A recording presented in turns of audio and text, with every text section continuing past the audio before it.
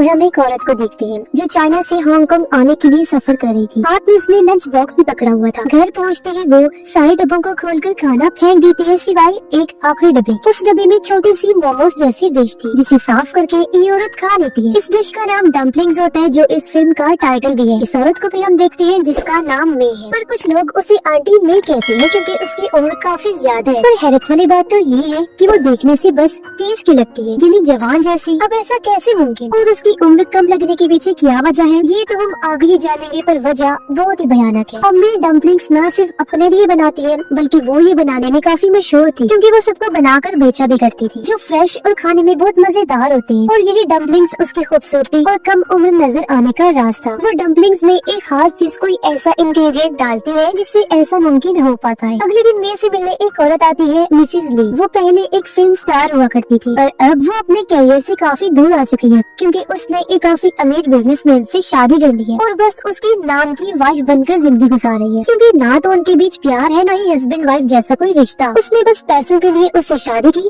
ताकि उसका अच्छा स्टेटस बन जाए, पर अब तो उसे ये स्टेटस भी अपने हाथ से निकलता नजर आ रहा है। जैसे जैसे मिसेस ली की उम्र बढ़ती जा रही है, उनके हस्बैंड ली का ध्यान उनकी तरफ से हटता जा रहा है। वो जवान खूबसूरत लड़कियों के साथ रिश्ते बनाता है और ज्यादा टाइम उनके साथ ही गुजारता है, जिस बात से मिसेस ली काफी मायूस होती है। वो सोचती है कि सब कुछ तो मैं खोती जा ही रही हूँ, पर अगर मैंने अपनी जवानी और खूबसूरती भी खो दी तो मेरे हाथ में कुछ भी नहीं बचेगा। इसलिए आज वो 8 मई के पास आई, क्योंकि उसे भी कहीं से पता चला था कि मे जो डम्पलिंग्स बनाती है उनमें जादू है। ऐसी ताकतें पाई जाती है उन डम्पलिंग्स में कि जो भी खाता है वो दोबारा से जवान दिखने लग जाता है, जिसमें ऐसे बदलाव आते हैं कि इंसान की उम्र कम दिखने लगती है। एक तरह से वो इंसान की उम्र को रोक सकते थे या कम कर सकते थे, और इंसान को इतना ज्यादा खूबसूरत बना दिया करते थे कि कोई भी उसकी तरफ खींचा चला जाए। पर वो ऐसी किसी की भी कही सुनी बात पर यकीन करने वाली नहीं, इसलिए वो मे से कहती है कि मुझे इस बात का कोई सबूत दे। तो मे कहती है, अच्छा आपको क्या लगता है मेरी उम्र कितनी होगी? जवाब में मिसेस ले कहती है, यही कोई 30 के आसपास। इस पर मे कहती है, लो मेरी उम्र तो 30 साल से कई ज्यादा है, आप तो मेरी उम्र का ही अंदाजा नहीं लगा पा रही। तो इससे बड़ा और क्या सबूत चाहिए आपको? मैं अपने डम्पलिंग्स में ऐसी खास चीज मिलाती हूँ जिसमें ऐसा जादू है कि उस जैसी खूबसूरती और जवान कोई और चीज नहीं दे सकती कभी। मैं खुद भी अपनी आप डम्पलिंग्स खाकर ही इतनी जवान और खूबसूरत हूँ। ऐसा अच्छा रिजल्ट आपको ना कोई क्रीम ना कोई लोशन दे सकती है, फिर चाहे आप इसके लिए इलाज ही क्यों ना करवा ले,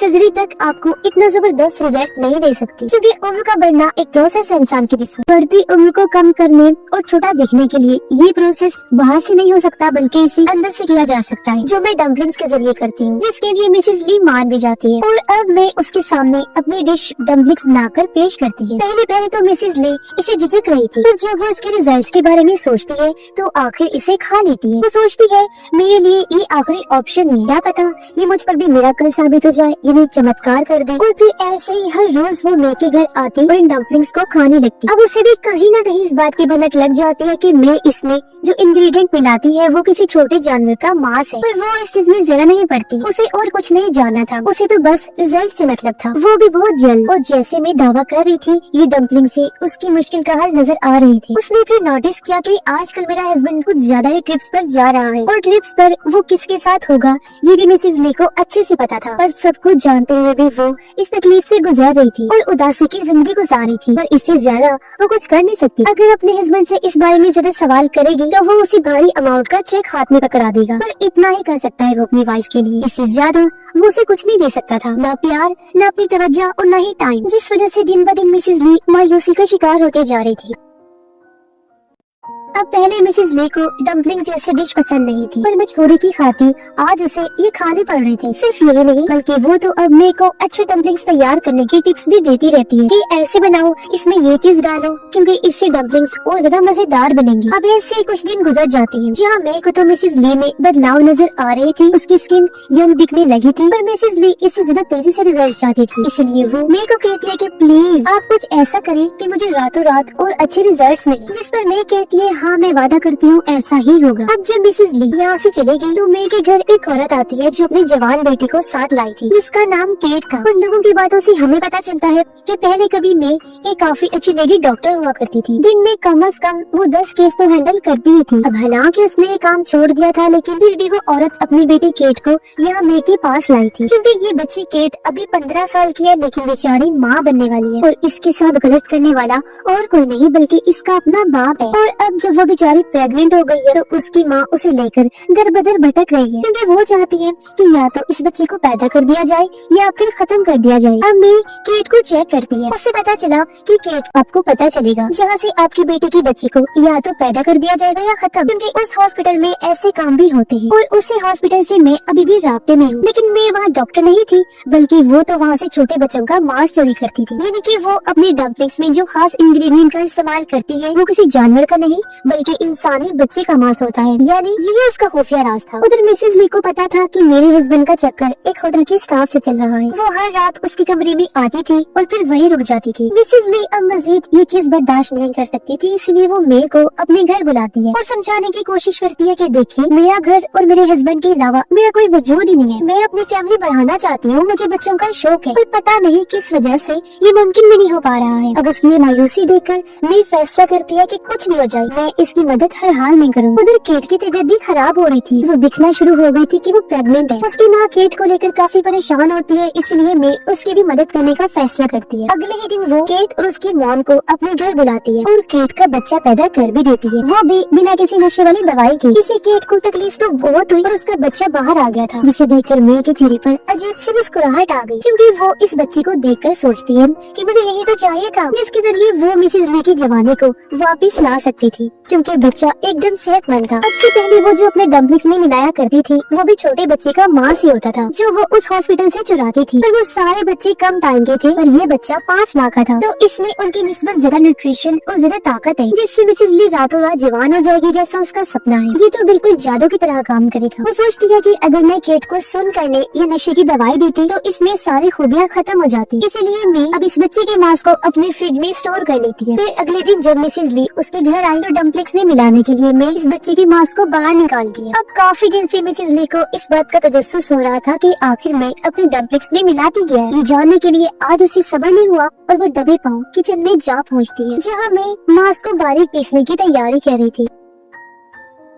ये देखकर मिसेज ली इतना ज्यादा डर जाती है कि वो फौरन यहाँ से भाग गई थी। अब उसे देखकर यहाँ तक कि सोच कर भी उसे उल्टी आ रही थी कि मैं इतने टाइम से ये खा रही हूँ, मगर फिर वो अपने हस्बैंड और अपने बारे में सोचती है कि मेरे लिए मेरी खूबसूरती और लुक सबसे ज्यादा अहम है। जैसे जैसे मेरी उम्र बढ़ रही है ये सब चीजें भी जा रही हैं। अगर ऐसे ही चलता रहा तो मेरा हस्बैंड तो एक दिन मुझसे पक्का पकड़ दूर चला जाएगा। तो इन हालात में अगर यही मेरे लिए मसले का हल है तो ये सही। इसलिए उसने सोच लिया कि बच्चे के मांस वाले डम्पलिंग्स ही अगर मुझे जवान खूबसूरत रखेंगे तो मैं इसे खाना नहीं छोड़ूंगी। वो खुद को संभालती है और एक बार फिर मे के घर चली जाती है, जहाँ मे वही मांस डालकर डम्पलिंग्स बनाती है और खाने के लिए उसे देती है। अब इतने अच्छे रिजल्ट्स का सोचकर न सिर्फ मिसेज ली उन डम्पलिंग्स को खाती है बल्कि इंजॉय भी करती है हर एक बाइट को। मे भी उसे देख रही थी और वादा करती है कि ये डम्पलिंग्स तुम्हें जरूर वैसा बना देंगे जैसा तुम चाहती हो, तुम्हें नई खुशहाल जिंदगी देंगे। बहुत जल्दी तुम्हें खुद में फर्क नजर आने लगेगा। अब मिसेज ली उसकी बातों और इन नए तरीके के डम्पलिंग्स को खाकर बहुत अच्छा महसूस कर रही थी। और फिर कुछ दिन बाद मिसेज ली में सच में बदलाव आने लगते हैं। मे की बात सच होती जा रही, क्योंकि अब मिसेज ली इतनी ज्यादा अट्रैक्टिव और जवान लग रही थी कि उसका हस्बैंड भी उसे देखता ही रहा, नजर नहीं हटाता और उसकी तारीफ भी करता है कि तुम बहुत प्यारी लग रही हो। इससे मिसेज ली काफी खुश हो गई और दोनों इतने टाइम के बाद एक साथ अच्छा वक्त गुजारते हैं। अब मिसेज ली सोचती है कि मेरी जिंदगी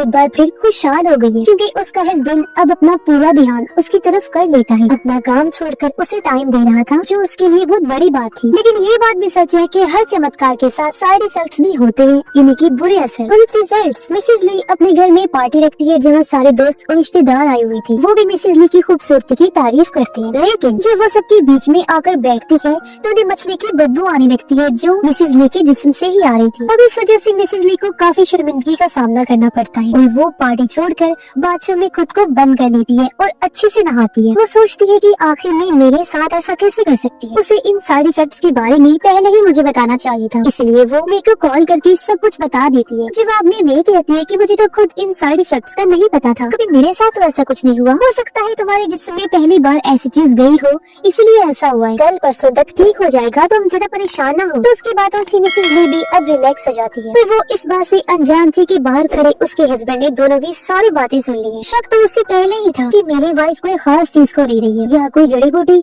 या कोई मेडिसिन या फिर नशे वाली चीज। तो अब मे की बातें सुनकर वो खुद उसके बारे में इंफॉर्मेशन निकालता है और अगले ही दिन उससे मिलने भी पहुंच जाता है। तब मे उसे भी डम्पलिंग्स खिलाती है। अब ली को पता चल गया था कि मे एक कैनिबल है यानी आदमखोर, और कैनिबलिज्म की वजह से ही वो इतनी जवान और खूबसूरत है और दूसरों के साथ भी वो ये सब कर रही है उनको डम्पलिंग खिलाकर। वो वैसे तो 65 साल की है लेकिन लगती बस 30 की है। पर ली जो पहले ऐसा इंसान था उसे कोई फर्क नहीं पड़ता था कि मे एक आदमखोर है। उसे तो बस इस बात से फर्क पड़ता है कि वो जवान और खूबसूरत है। पहली नजर में वो मे को पसंद करने लगा था, इसलिए उसके साथ रिश्ता बना लेता है। ली को नजरअंदाज करने लगती है।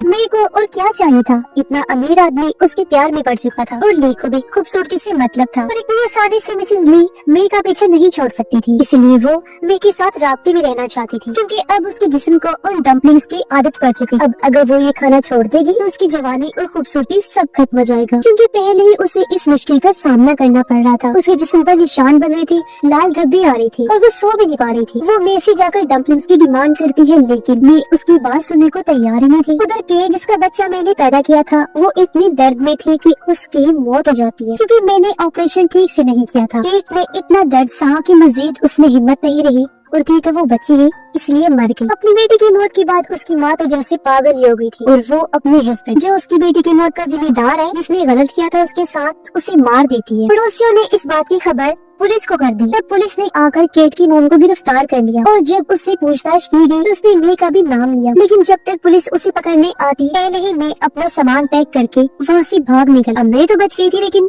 मिसेस ली पूरी तरह से फंस गई। वो समझ गई थी कि उन डम्पलिंग्स के बगैर मैं जिंदा नहीं रह पाऊंगी। अगर जिंदा रही तो मेरी जवानी खूबसूरती सब चली जाएगी। अब मे तो नहीं है तो उन डम्पलिंग्स के लिए उसे खुद इंतजाम करना होगा, जिसका एक रास्ता वो ढूंढ में निकालती है। वो उसी होटल स्टाफ को ढूंढ निकालती है जिसके साथ ले का ताल्लुक था। उससे पता चलता है कि वो लड़की माँ बनने वाली है, वो भी 5 माह के प्रेग्नेंट है क्योंकि ये बच्चा ले चाहता था। उसने लड़की से डील की कि अगर वो मुझे बच्चा पैदा करके देगी तो वो उसे भारी रकम देगा। इसलिए अब मिसेस ली जाकर उस होटल स्टाफ से उसका बच्चा मांगती है कि मुझे ये 5 माह का ही बच्चा चाहिए। वो कहती है जितना तुम्हें मेरे हस्बैंड ली ने पैसे देने का वादा किया है मैं तुम्हें उससे दुगनी रकम दूंगी। वो चाहती थी कि एक तीर से 2 शिकार हो जाए। अगर ये बच्चा मुझे मिल गया तो जब ये लड़की ली को बच्चा नहीं देगी तो वो इसे छोड़ देगा और मेरे रास्ते का ये कांटा भी खत्म हो जाएगा। और वैसे भी उसे बहुत उम्मीद थी कि ये लड़की उस दौरान ही मारी जाएगी और अगर वो बच्चा मुझे मिल गया तो उसकी मदद से मैं अपनी जवानी खूबसूरती बरकरार रख सकती हूँ। जिसके लिए वो लड़की मान गई और मिसेस ली इसे लेकर लेडी डॉक्टर के पास जाती है और इस बच्चे को पैदा करवाती है, बिल्कुल वैसे ही जैसे मैंने करवाया था, बगैर किसी नशे वाली दवाई की, क्योंकि उससे भी ये बच्चा बिल्कुल सेहतमंद चाहिए था। और उसकी सोच के मुताबिक भी होता है। लड़की इस प्रोसेस के दौरान ही